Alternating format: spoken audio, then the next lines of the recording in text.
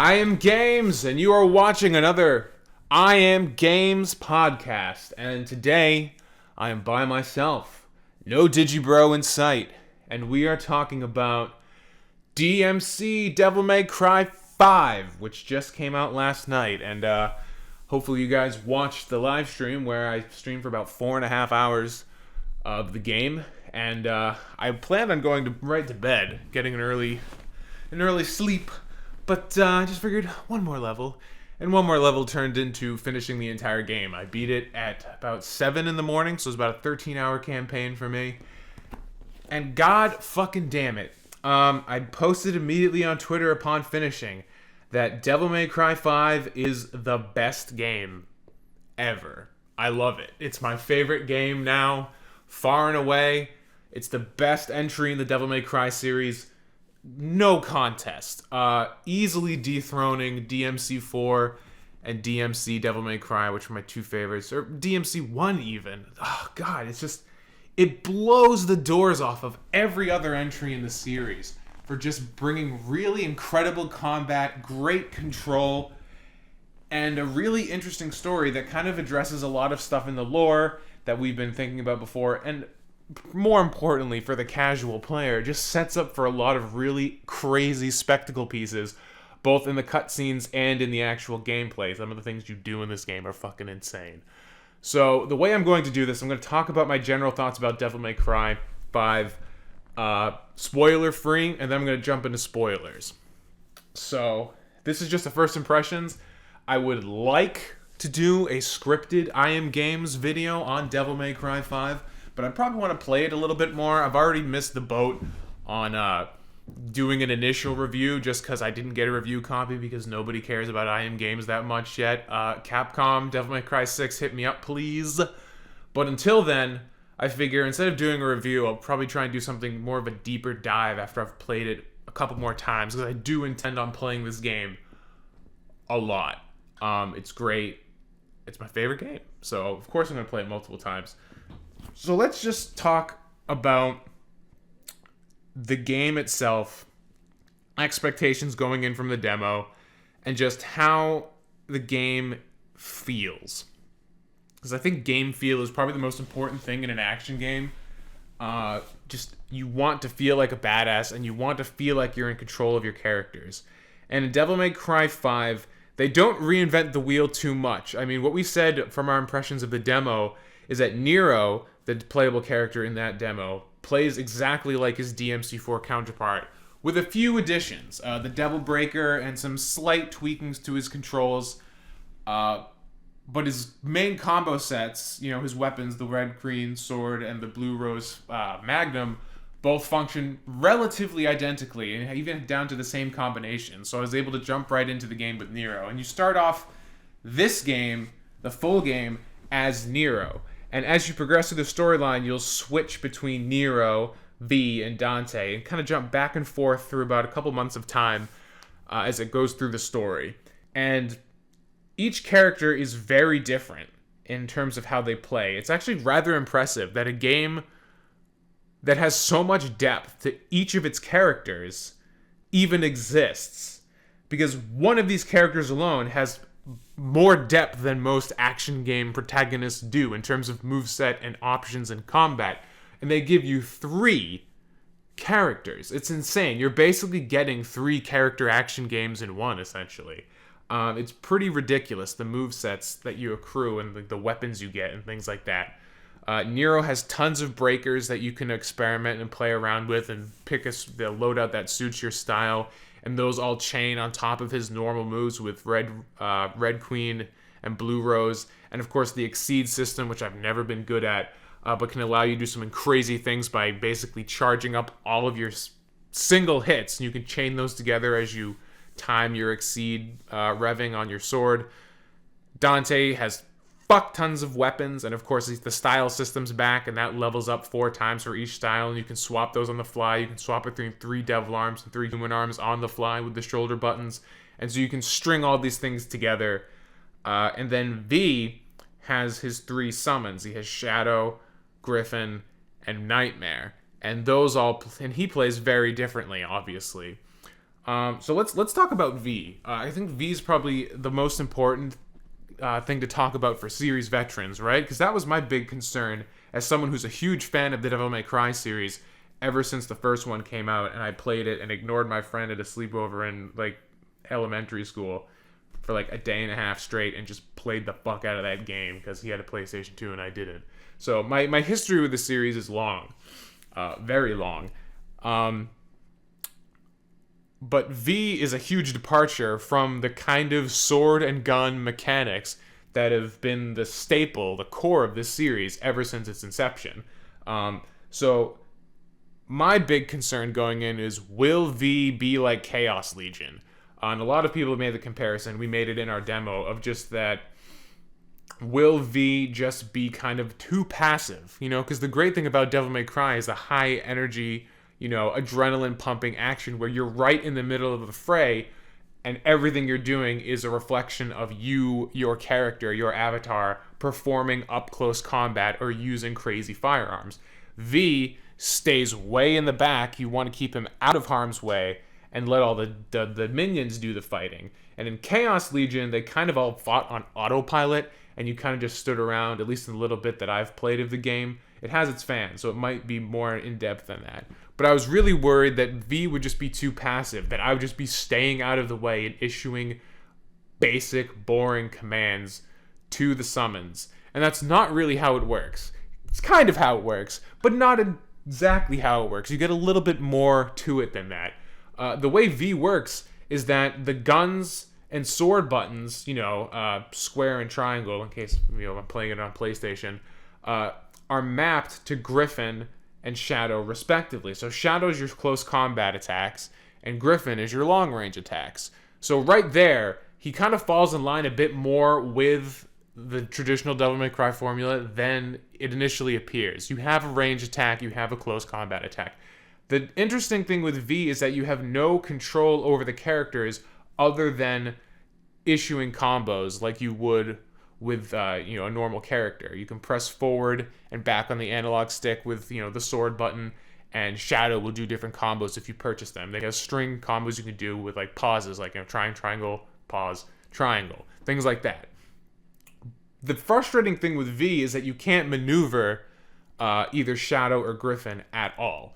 So it's kind of up to the AI to be in a good position to use the combos you're issuing, because you can't maneuver them at all. The analog stick only moves you, and the other analog stick moves the camera. So there's no real way to control these guys. You have to just hope and pray that they're in the right place, or just wait until they get in a better position. So that's kind of frustrating, but you kind of learn to get used to it. It kind of eventually does devolve into sort of a Chaos Legion-esque thing, because what I found is I was struggling a lot with the V sections when I first started, because it's a lot to keep track of. You have to keep yourself out of danger, V. You have to control the familiars. You have to kind of keep in mind where both of them are at the same time. And it's not like in Devil May Cry normally, where you use your guns and then you use your swords. Ideally, you want to be hitting both face buttons at the same time so that Griffin and Shadow are attacking and both doing things. Normally, if you're playing like Dante or Nero, if I'm using the sword, I'm in the middle of the fray, I'm doing damage with my sword, and I'm not going to be shooting guns unless I back off and change to guns. So you kind of do a back and forth, it's like a left and a right sort of thing. You don't use them at the same time. Ideally, with V, you are going to use them both at the same time, because if I'm just focusing on Shadow's close combat attacks, Griffin's just kind of hanging around there, getting punched in the face and not doing anything, because they won't attack by themselves unless you command them to. However, you can expend a bar of Devil Trigger to basically give either Griffin or Shadow a Devil Trigger, and once they're in Devil Trigger mode, they will start attacking automatically. So something I found that made it a lot easier would just be to farm Devil Trigger, get as far away from the fray as possible, and then just spam pumping up with Devil Trigger both of your summons and let them do the majority of the work. While they're in Devil Trigger, you can still override their automated attacks with combos, but keeping them in Devil Trigger constantly kind of gives them a default aggro AI thing, instead of them just sitting there getting punched, if I want to focus on just using shadow and attacking, Griffin will still be shooting as long as he has a devil trigger bar. So the way the summons work is they also have individual HP bars you have to keep track on top of it. So if they get hit, a couple times by heavy hitting enemies, they don't die, but they kind of, it's called stalemated, I think. And so they retreat into this orb, and they take a while to respawn. And the closer you are to the orb, the faster they'll respawn. But of course, they probably died near an enemy. So if you get close to the enemy, you'll risk taking damage. So that's an interesting kind of risk-reward thing. Another risk-reward thing is that none of the enemies can be killed by these familiars. They can only be weakened. V has to attack and kill them himself. So you have to kind of teleport in, stab him with the cane, and as far as I can tell, there's no iframes in that, because I have been interrupted in the middle of an execution. So you got to make sure you time it right, because you can take a lot of damage just trying to kill something. So V's really interesting in that regard. I think he's probably the weakest character in terms of gameplay out of the three. I feel there's a lot of interesting things you can do, especially at high level play with V.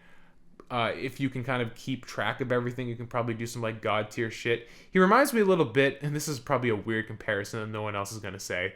He kind of reminds me of Eddie from Guilty Gear, because Eddie also has a summon, or Eddie is the summon, I guess. Zato is the host, but you can control both Eddie and Zato at the same time, and chaining their moves together. He is really good at high level play if you can kind of wrap your head around the craziness that is Eddie. So, V kind of reminded me of that, being a Guilty Gear guy. He's really fun, though. Dante gets really crazy, and I don't want to spoil. I'll get into spoilers, because some of the stuff with Dante's gameplay does revolve around story stuff, and so I'll get into that in the spoiler section. But his abilities and his weapons increase in scope dramatically as the game goes on. But in the beginning, he feels really limiting. When you start out with Rebellion, and you get, I think the way the game was designed with Dante is just kind of antithetical to how I usually play Dante. I like sticking to Rebellion because it's a very balanced weapon in DMC3 and 4, and you can get a lot of moves for it. But Rebellion in this game only has 2 moves. You have Stinger and you have Million Stab, and that's it. And then you just have the regular 3-hit combo and then 4-hit combo from DMC4. There's no overdrive, there's no drive, there's none of those other moves that kind of balanced out Rebellion's toolkit, which was really surprising to me. And I guess the idea was because they also give you a pair of gauntlets called Balrog, which is, after the Street Fighter character. And it's kind of like what the Infrit gauntlets probably should have been this entire time. I've never really liked the Infrit gauntlets, and basically just any of the gauntlets in the Devil May Cry series, they all function exactly the same way. It's a basic 4-hit combo that can be charged up. And the interesting thing about Devil May Cry is delivering fast, crazy combinations. And I always felt from the very beginning, the Infrit gauntlets in Devil May Cry 1 and all the subsequent gauntlets in the game that work basically the same way were kind of opposed to the gameplay style, having these slow charge attacks that aren't really all that flashy. If you charge up a big punch with Infrit, you get a really nice return, but it's just a single hit, and the build up and the follow through on each of those hits left you open to attack.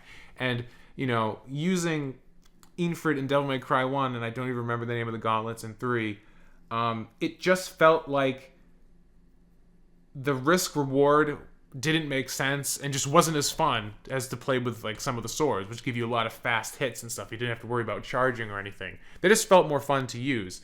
The Balrog totally changes that because it has 2 different stances, punches and kicks. Weird that it has kicks if it's named after a boxer, but that's okay.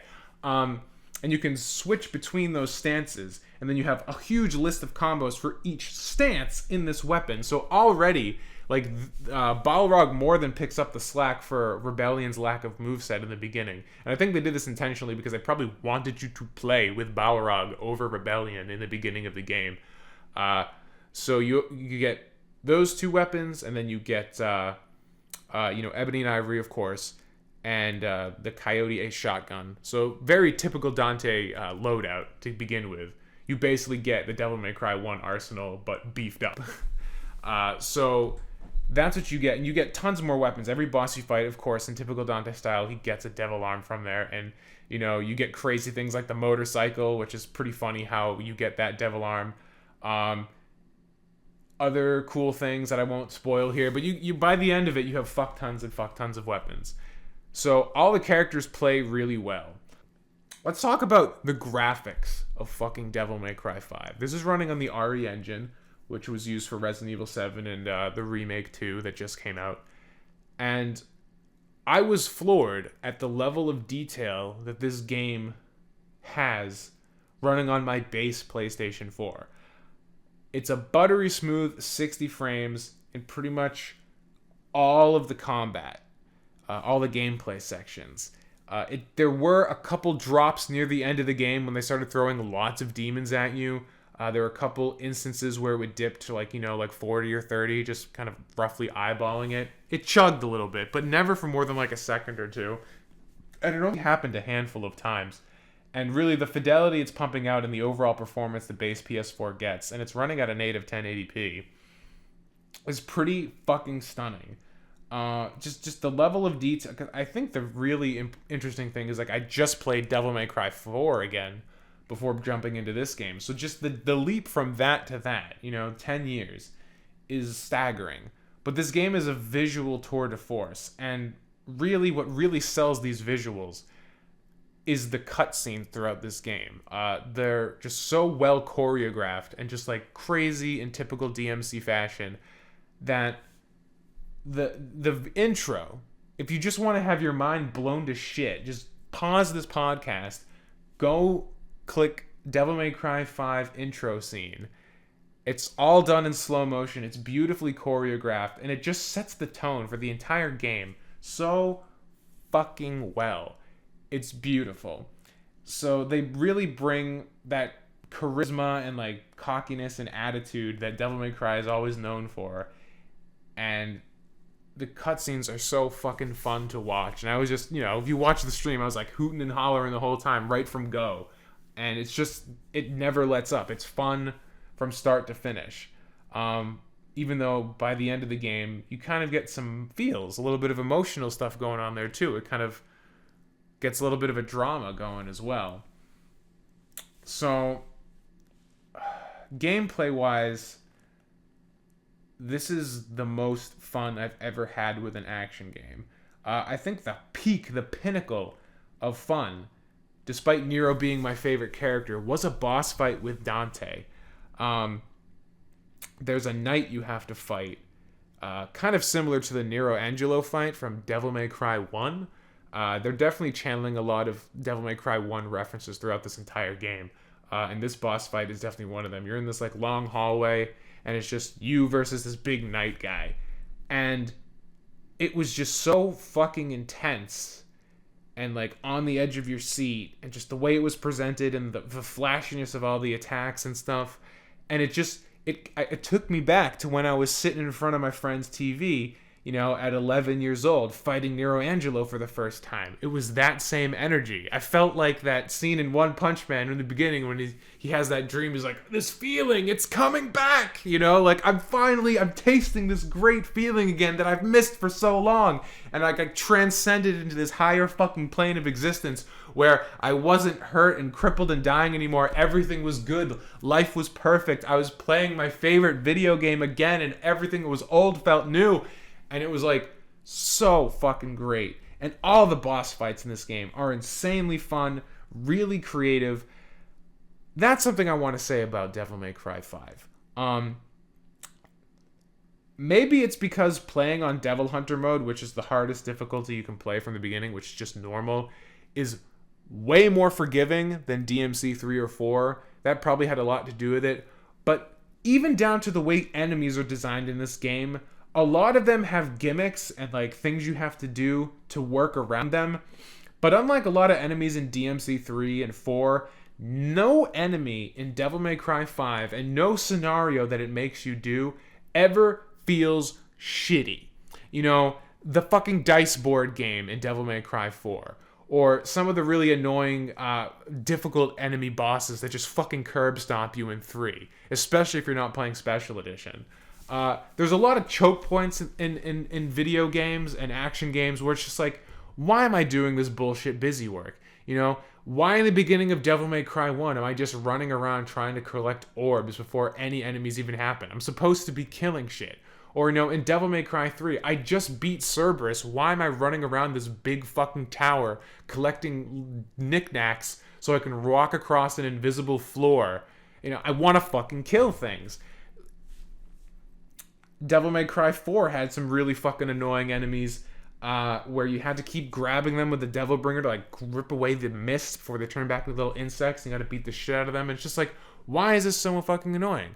Why are all these fucking annoying things? Devil May Cry 5 has none of that. The game has very few puzzles. It's mostly just, you know, set pieces moving you between battlefields. The puzzles that are there are simple, and they're basically just an excuse to, again, you know, kite you into new areas where you can fight more guys. And all the enemies, though they can be challenging, though they can have strategy and like weaknesses you can exploit and like, you know, strengths that can be used against you, none of them ever feel cheap or unfair. And the same thing with the boss fights. None of them feel unfair. I died a few times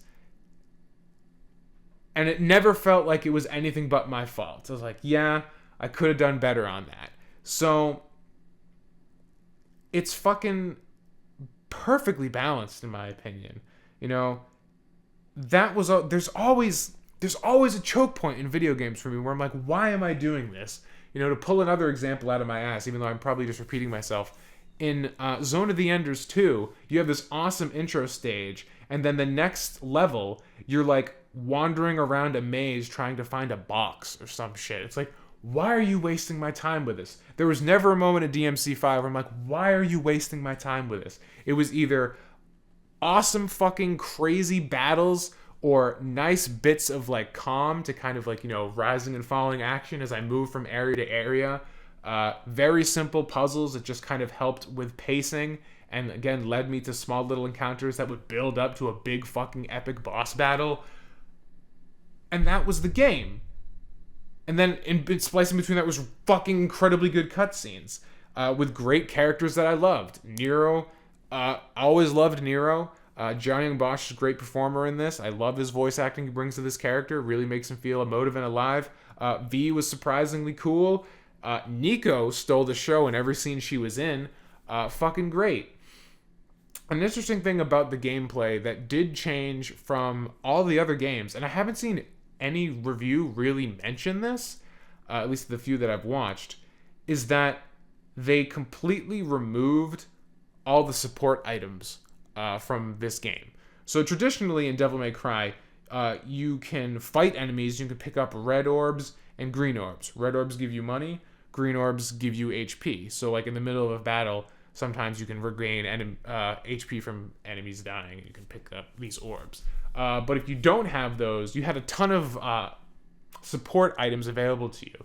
You had Vital Stars, which would restore health. You had Devil Stars, which would restore your Devil Trigger. You'd have Holy Water, which could do AoE damage to everything. You'd have, I think it was called Untouchable, at least in the first game. It was basically temporary invulnerability. So you had a lot of these items you could go and buy in the shop with the red orbs and stuff to basically help you out when you got into a bind. Devil May Cry 5 has gotten rid of all of those. The only items you can buy in the shop are blue orbs, purple orbs, and gold orbs, which extend your HP bar, extend your Devil Trigger gauge, and let you revive instantly after you've died. That's all you can buy. All of those items have been removed. There's actually, I didn't even realize it until a couple hours into the live stream where I was about to die on one of the bosses, and I paused the game like, where's my inventory? I must have a Vital Star. They're just not there. They've replaced that with having frequent just green and white orbs restore Devil Trigger, just strewn throughout all the levels. So usually, as you're traversing from one, battle to the next, during that kind of calm period, you'll come across green and white orbs that will allow you to regain your HP that you lost. So you can go into the next encounter, usually with close to a full HP bar. So you never really feel like you're too gimped from the last battle that you're going to get screwed over. So that's an interesting thing. In the beginning, I was kind of not feeling it, just because a lot of the times in Devil May Cry, when a boss battle's particularly hard, you'd go to the shop, you'd stock up on vital stars, and be like, well, my rank's gonna suck balls, but at least I can power through this now. And you just kind of like whittle away at him while regaining your HP when you got low. And there were a couple instances fighting bosses where I'm like, I have 1 bar to make this happen, you know? But they've changed it by the gold orbs. You know, gold orbs work exactly how gold orbs worked in 3 and 4, where they'll instantly revive you once you're down. But the interesting thing is, I think in an attempt to counterbalance the lack of vital stars and devil stars and untouchables and all that shit, there are way more gold orbs. And apparently you get one every day as a login bonus, because there's some fucking live service bullshit in this game that I didn't even pay attention to. But just going through the world, I ended the game with I think 10 or 11. So the final bosses, like, they were hard. They were way harder than anything else. But I was able to just kind of brute force my way through by using all the gold orbs I'd picked up throughout the game, because I tend to explore the area just because I've played Devil May Cry. I know how the maps work. There's usually, secret missions and stuff kind of tucked away behind the corners if you know where to look. So a lot of the times I'd see an area and be like, there's something over there, and I'd find a gold orb, be like, all right, cool, another one. So I will say Devil May Cry 5 is pretty easy compared to 4 and 3 especially. If you've played DMC Devil May Cry, I would say the difficulty is probably on par with that. Maybe a little bit more challenging in the later stages, because even the final boss in DMC was kind of a pushover. This game, the last final boss, not so much. But yeah, I don't really know what else I can say without going into spoilers. The story's really interesting. If you're a longtime fan of Devil May Cry, the story does touch upon a lot of stuff that we've kind of all wanted to have addressed, and it finally comes out here. I will say, Devil May Cry 5 feels like the end of the saga. And I think it's because, oh my god, I'm blanking on his name. The director of the last 3 Devil May Cry games. I guess last 4, because he did 2 as well. I think this is probably the last one he's going to be in charge of. It sounded like this was like one of his big projects he wanted to work on, and that was going to be probably the end of his involvement with the series, maybe, unless this game really blows up and Capcom demands more. So the game ends with a sense of I don't want to say finality, but like there's still a lot of loose ends and things that could be explored in future titles if they choose to do a Devil May Cry 6. But as it stands, it kind of feels like we've concluded the big things that we've been talking about in Devil May Cry ever since the beginning. Because ever since, for the people who care, the story is mostly skippable and just kind of an excuse to have cool guys do cool things. But if you're a nerd like me who gives a shit about the story, you've known that from the very beginning, everything that's happened in Devil May Cry has revolved around the bloodline of Sparta. The legendary Dark Knight Sparta, who was the father of Dante and Virgil, and he was a cool, badass motherfucker, and everything has kind of revolved around Sparta and his descendants. So this game, of course, it comes back to that as well. There's a lot of, Sparta shit going on, but a lot of the lingering things from 4 and 3 kind of come to a pretty satisfying conclusion. We could always dig for more, but a lot of the things that we wanted to have talked about were talked about. So if you don't want spoilers, you don't want to know about the nitty-gritty, if you haven't played the game yet, I highly recommend it. It is my favorite game right now. I know I am prone to hyperbole, but seriously, I have not had this much fun with a video game in years. Literally, I think I haven't had this much fun playing a game since Devil May Cry 1 and as a 4th grader. I know that's a big statement to make, but it just fucking hits all the right notes for me. If you're a fan of Devil May Cry, this is it. This is the game you've been waiting for. It was worth every second of the 11-year wait between Devil May Cry 4 and this. So seriously, go pick it up. But if you've already picked it up, or if you just don't give a shit and you want to hear about spoilers, we're going to talk about spoilers now. So click away. If you're gonna leave, be the games you want to see. Thanks for listening. I love you. Give us money. Thanks. Bye bye. New videos soon. Okay. Holy fucking shit. We finally got some shit answered. So before we get into most of the story stuff, I just want to kind of get some things out of the way.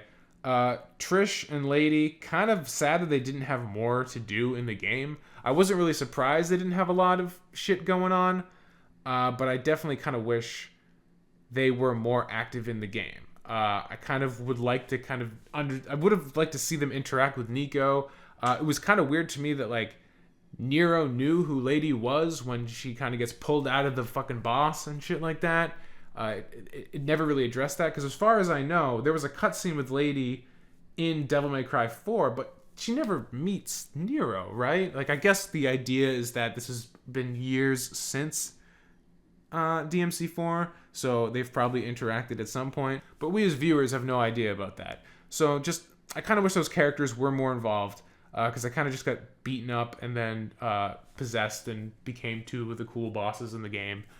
And they got naked, so that was good, I guess. But more plot relevance would have been cool. Same with Morrison, right? That was his name, the dude from the beginning. He was pretty cool. I wanted to see more of him. It kind of seemed like the after credits scene with Trish and Lady and Morrison. I apologize if that's not his name, because I haven't slept. It's fucking 3:00 right now when I'm recording this, and I haven't slept since yesterday because I was up all night playing the game and I haven't been able to fall asleep, so I'm fucking out of it. But this after credit scene with those three made it seem like maybe there'll be DLC with Lady and Trish, just because, like, he said, I have a job for you, and it kind of ends like that, because he's the guy who, like, gives Dante his assignments and stuff, and Dante's not there anymore.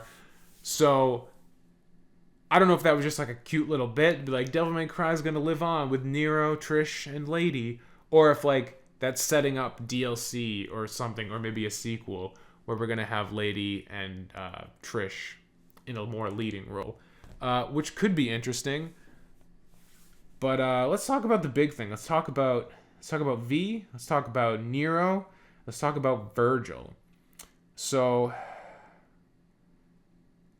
I'm a little... I mean, on the one hand, I'm really stoked that we finally got the elephant in the room talked about, you know. Yeah, Virgil is Nero's father. Okay. Finally that's out there and canonically in the game. We're not just, like, winking at you like in DMC4 straight up. And that was, like, a really cool scene where Dante finally just kind of screams at him, like, you can't come with me to kill Virgil because he's your dad. I'm not going to have you kill your dad, you know?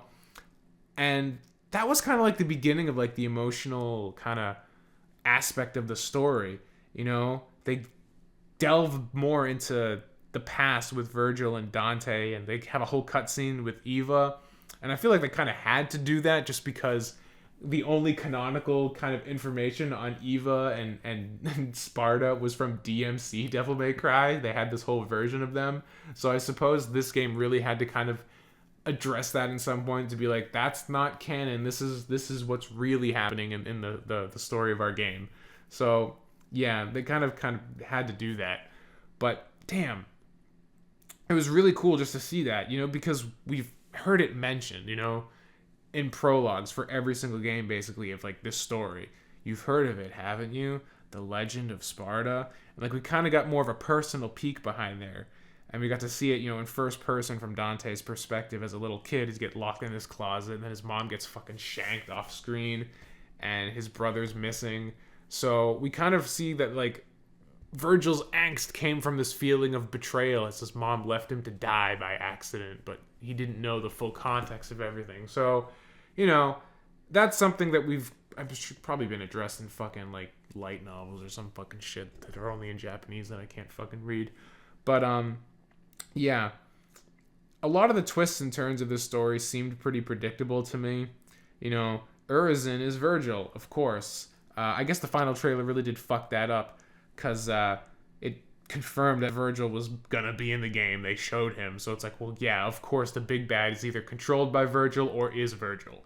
About halfway through the game, I kind of guessed that V was a part of Virgil somehow, that he was either like a clone or maybe like some sort of like weird spawn. But yeah, he stabbed himself with Yamato, split out his human side, and that became V. The twist that V is evil, I kind of didn't like that. I liked V. I thought V was cool, and I liked Griffin. I liked all those guys, and they just all turned out to be assholes, and that kind of sucked. And I guess that was kind of the point, to like make you play as this character and build some attachment to him, and then realize, oh, he's just kind of a shadow, or like, you know, a husk, a fake character. He's just part of Virgil. And as soon as you find out he's part of Virgil, and you know Virgil's coming back, it's like, well, Urizen's not going to stay Urizen, so V's fucked. Like V, like even with him falling apart, there was like, maybe there's a chance V will be okay. And even when he got fused back into Virgil, I'm like, maybe he'll pop back out and we'll have V at the end. But no, V's fucking gone. And V was a douchebag anyway. The whole time, his whole plan wasn't to stop Virgil. It was to fuse back with him so he could be whole again and be more. That was the weird thing. The whole point of Virgil expelling V was to become more powerful, to become a full demon. And then he eats that fruit from the fucking Quiloff tree, I don't even know how to pronounce it, and becomes like omnipotent. And then Dante beats his ass. That was like the third to last final boss fight. And then V fuses with him, prevents him from dying, and then he's just regular Virgil again, but he's way stronger than Urizen was, even with the fucking tree buff. So it's just like, why did you even bother with all this shit if you're more powerful as your normal self? So that was kind of silly, but I mean, whatever. I'm not going to get too bent out of shape over it. The spectacle is all that really matters, and the fight with Virgil was really fucking cool, if kind of overwhelming. It's interesting how all three Virgil fights, Virgil in DMC3, Virgil in DMC Devil May Cry, and Virgil in this game, all feel very familiar. His moveset, even in DMC Devil May Cry, is very similar. And I couldn't help that the location, like this bright white kind of like location, was kind of similar to the final fight in DMC. Got flashbacks to that. But yeah, that's pretty cool. You fight Virgil twice as Dante and then as Nero. And really by the end of the game, you realize that this is primarily Nero's story, right? Because at this point, Nero's reeling because he's found out that, oh, I have a family member. I thought I was just kind of alone, and like Credo and Kyrie were my kind of adopted family. I grew up with them in the Order. But now my dad's fucking around and kicking, and I guess Dante's my uncle by extension. Jesus Christ. So, you know, he comes in and fucking becomes a demon again and like heals his arm, and like the devil breaker breaks and he gets a regular human arm, but he gets a devil form. And I guess that makes sense because like even if you rip off Yamato, he still is, you know, Virgil's son, so he has demon power, so he should have a devil trigger and a devil form and all that kind of shit, even if it's, I guess, weaker probably because he's only a fourth demon, unless Virgil fucked a demon, then he's 3/4 demon. I don't fucking know. They didn't go into that much detail. I don't think it really matters. It was just a cool kind of climax where, you know, Nero wants his family around and all that kind of gay, kind of cheesy shit, but like it was still played pretty well. And you have a cool fight because Virgil is like, well, if I can't fight Dante, I'll beat you, and you know, you win. And so Virgil and Dante go back into the demon world together and seal the portal off, because there's always a portal that needs to be sealed in these games. And they get trapped in demon world. And Nero's the new boss, the new head honcho. He's taking care of Devil May Cry back in the human world. So, and that's how the game ends. And that's when it feels kind of final, right? Because Dante and Virgil their beef is definitely not settled, but they're not trying to kill each other so much anymore. They're still fighting and sparring and shit. It kind of feels like a Goku and Vegeta sort of thing. You know, they've gone from like hating each other to just like now they're kind of just rivals. Virgil's cooled off a bit, even though he's reluctant to kind of admit he gives a shit about his son. So there's definitely bait there to go forward in Devil May Cry 6. Virgil and Dante are still alive. There's stuff you can do with them in relation to Nero. Nero clearly could have his own series of games completely unrelated to Dante. Lady and Trish are around. But as it stands, enough has been talked about and enough has been addressed that we can let the series go here, and I think the majority of people will be okay with it. You know, the big thing was Virgil, what happened with him, and Nero is Virgil's son. We need to have this addressed. And so that happened. Another really cool thing that happened near the end was fighting V's summons. Now, I was kind of bummed that they turned out to be assholes because I really liked Griffin. If you follow any of my stuff with Izumi and the Vertical Slice, she has a living sword and he's an asshole. And Griffin's kind of exactly the kind of personality I imagined Izumi's sword being. So I was just taking notes the whole time like, yeah, this is exactly what I want out of this character.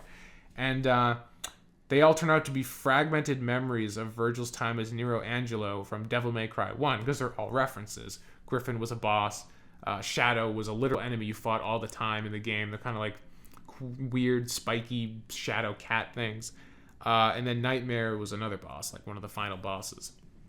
So they were all distorted memories from Virgil's time as Nero Angelo, and they manifested when V was expelled from Virgil himself.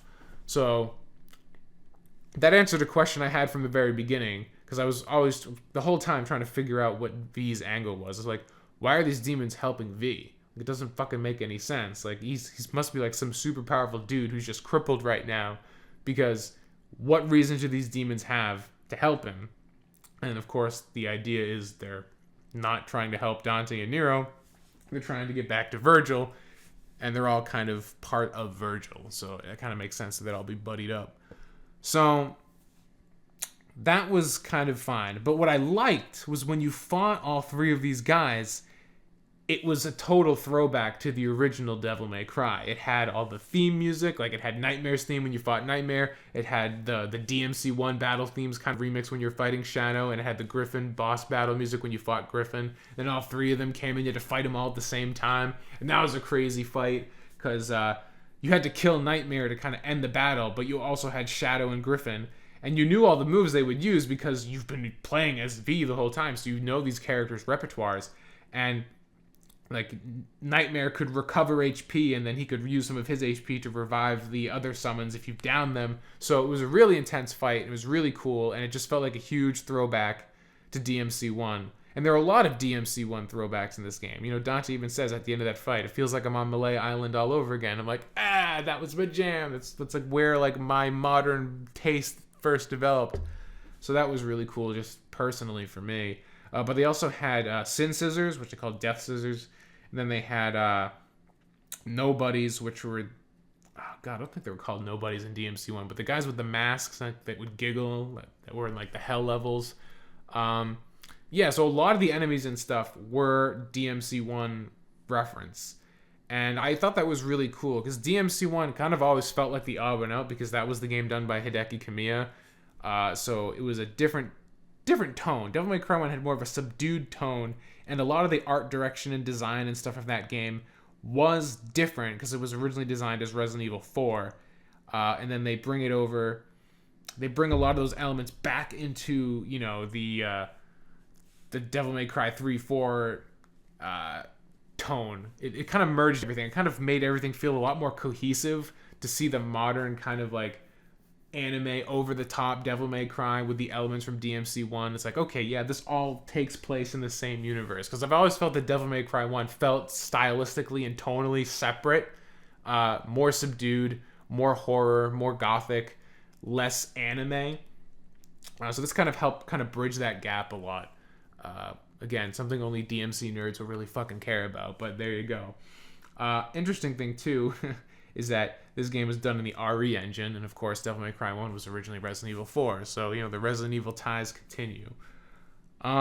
Shit. I've been going for like 40-something minutes.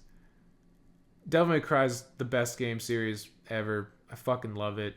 This is the best game in the series.